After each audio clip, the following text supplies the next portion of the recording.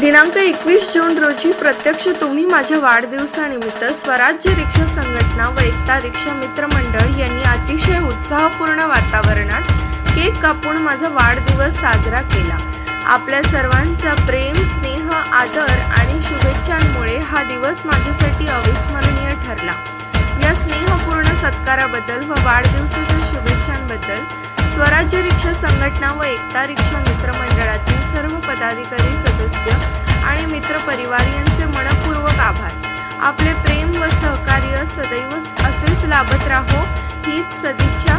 भेटून दूरध्वनीद्वारे, सोशल मीडियाच्या माध्यमातून तसेच विविध संदेशांच्या स्वरूपात शुभेच्छांचा वर्षाव करणाऱ्या सर्व आतेष्ट मित्रपरिवार, सहकारी, पत्रकार बंधू भगिनी, सामाजिक, शैक्षणिक, राजकीय व विविध क्षेत्रातील मान्यवरांचे मी मनपूर्वक आभार व्यक्त करतो।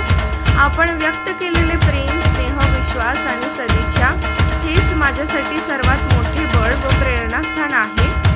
आपल्या शुभेच्छांमुळे माझ्यावर असलेली जबाबदारी अधिक वाढली असून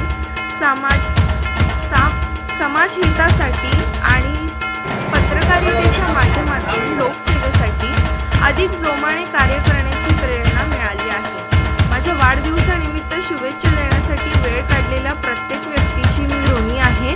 भविष्यातही आपले असेच प्रेम, सहकार्य आणि आशीर्वाद कायम लाभोत हीच ईश्वरचरणी प्रार्थना।